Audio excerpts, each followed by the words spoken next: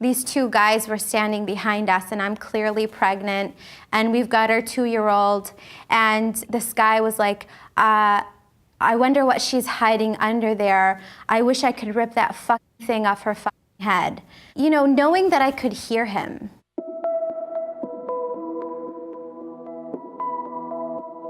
When Mona and I met, it was 2012. I mean, it's hard not to be corny and sentimental, but you know, for me, it was really love at first sight. Islamophobia just wasn't the thing that it is today. I don't know if I would have converted as readily or as publicly now as I did then. I kind of experience these two different cities when I go out now. Like, I spend most of the day with Safi, and the world is just this kind of friendly, you know, great place. And going out with Mona, people are not shy about staring. Sebastian's like, oh, this is my wife, Mona. People are like, oh, nice to meet you, like Muslim lady.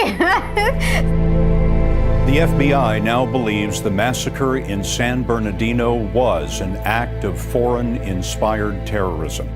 Shootings in Paris in 2 or 3 locations.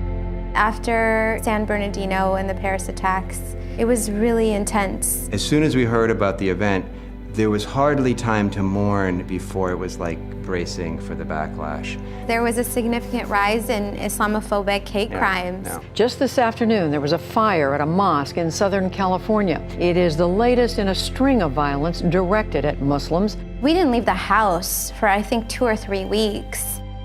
I had this sense of this kind of blanket of dread. We felt like we had to do something to you know, replace some of that trauma with love and connection. We were like, how do we get people to talk to us? Right. And so it was like, we bribed them with donuts. I kind of had this idea of Lucy and her lemonade stand, the psychiatrist thing, this very homemade thing. We took our son with us. We took my mom's dog with us, 3 big boxes of coffee and 3 dozen donuts. So many people were like, don't do it. You're basically putting a bullseye on yourselves. We set up, and there was kind of this little inhale of, you know, what's gonna happen. Do you guys want some donuts? The very first person, this kid walked up and he said, I just want you to know I'm Muslim and I think what you're doing is really cool. You know, and I just felt this this kind of tingle. And the very next woman walked up to us with eyes full of tears saying, I'm so sorry for what your community is having to suffer through right now. Give you a hug. A lot of people, they'd come up and they'd say, I don't really know what to ask, but can I have a donut? It was like, yeah, you can have a donut, you know. And some people really asked you, where's the Muslim? I want to talk. I'm like, oh yeah, right here. Yeah. What should I ask you? Well, ask us about our son. We're trying to potty train him. Ask us about potty training. Ask us about, you know, the Red Sox. That exchange meant everything. Nice talking to you guys. It was a lot of curiosity and a lot of joy.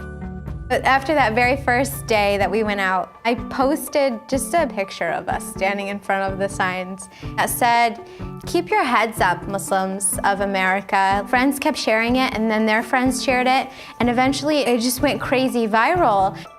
NPR was calling me, and the Boston Globe and Huffington Post and People Magazine and Al Jazeera. Mona Haydar wants to fight fear with free donuts and dialogue.